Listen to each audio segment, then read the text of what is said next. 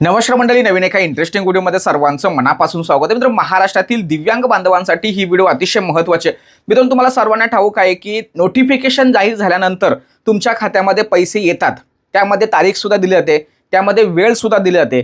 परंतु मित्रांनो, आता ही प्रोसेस थोडी बदललेली आहे. यापूर्वी सामाजिक न्याय विशेष विभागाकडे आपली जेव्हा योजना होती त्यावेळेस जी नोटिफिकेशन येत होती त्यामध्ये आणि आता जी नवीन जे महाडीबीटी 2.0 हे जे पोर्टल सुरू केलंय त्या पोर्टलवरती जी नोटिफिकेशन येते त्यामध्ये खूप मोठा फरक आहे. पूर्वी काय होत होतं, नोटिफिकेशन आल्यानंतर त्यामध्ये तारीख आणि वेळ दिली जात होती. तारीख आणि वेळ दिल्यानंतर लगेचच ती नोटिफिकेशन काढली जायची आणि मग तुमच्या खात्यामध्ये त्या क्षणी 1-2 तासामध्ये हे पैसे तुमच्या खात्यामध्ये येत होते. परंतु आत्ता मात्र तसं होणार नाहीये, कारण ही नोटिफिकेशन आणि ती जुनी नोटिफिकेशन यामध्ये खूप मोठा बदल किंवा फरक असणार आहे. पूर्वी जी नोटिफिकेशन होती ती नोटिफिकेशन ही सामाजिक न्याय विशेष विभागाची होती आणि आपली योजना त्यांच्याकडेच होती. म्हणजेच निधी मंजूर झाल्यानंतर ते पैसे सामाजिक न्याय विशेष विभागाकडेच जात होते आणि तिथून लगेचच अप्रूव्हल होऊन डीबीटीकडे ट्रान्सफर होत होते. म्हणजे हा जो वेळ होता हा खूप कमी होता, म्हणजे सर्व काही त्याच ठिकाणी होतं.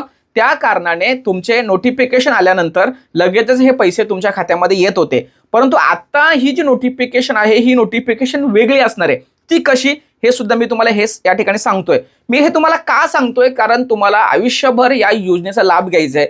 मग हे पैसे तुमच्या खात्यामध्ये येत असताना किंवा ही नोटिफिकेशन जाहीर झाल्यानंतर किती वेळानंतर कोणत्या प्रोसेसमध्ये या पैशाला किंवा तुमच्या हप्त्याला जावं लागतं याची माहिती तुम्हाला असणं खूप गरजेचं आहे. कारण पूर्वीचा प्रकार वेगळा होता, आताचा प्रकार वेगळा आहे. आता जी नोटिफिकेशन येते ही नोटिफिकेशन फक्त आणि फक्त RFT जनरेशनसाठी असते. आता RFT म्हणजे काय, रिक्वेस्ट फॉर ट्रान्सफर. आता रिक्वेस्ट फॉर ट्रान्सफरच्या संदर्भात या अगोदर व्हिडिओ बनवली. म्हणजे तुमची फाईल जनरेट करावी लागते, यादी जनरेट करावी लागते, यादी तयार करावी लागते.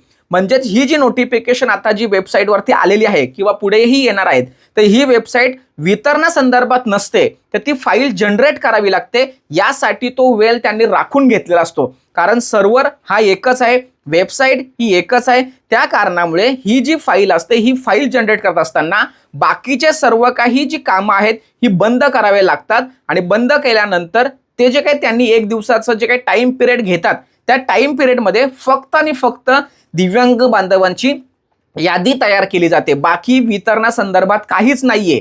तुम्ही सांगाल सर आता असं कसं काय? होय, कारण पूर्वीची नोटिफिकेशन वेगळ्या प्रकाराची आहे आणि आत्ताची नोटिफिकेशन वेगळ्या प्रकाराची आहे. पूर्वी सर्व काही एकाच डिपार्टमेंटकडे असल्या कारणाने पैसे अप्रूव्हल, ट्रान्सफर, वाटप ह्या सगळ्या गोष्टी लगेचच होत होत्या. आता तसं नाहीये, कारण सामाजिक न्याय विशेष विभाग किंवा जे डीबीटी पोर्टल आहे त्यांच्याकडून जी फाईल जनरेट होते ती संबंधित आयुक्त कार्यालयाकडे येते. मग तिथे पैशांची गोळाबेरीज करून किंवा मंजुरी करून ती बिलं पास केली जातात आणि या सगळ्या गोष्टीला वेळ लागतो. म्हणजे डीबीटी हा प्रोसेस खूप वेगळी आहे किंवा हा भाग वेगळा आहे आणि पैसे मंजुरीचा हा पार्ट वेगळा आहे. त्यामुळे ही जी काही नोटिफिकेशन येते ही नोटिफिकेशन दिव्यांगांच्या याद्या तयार करण्यासंदर्भात असते.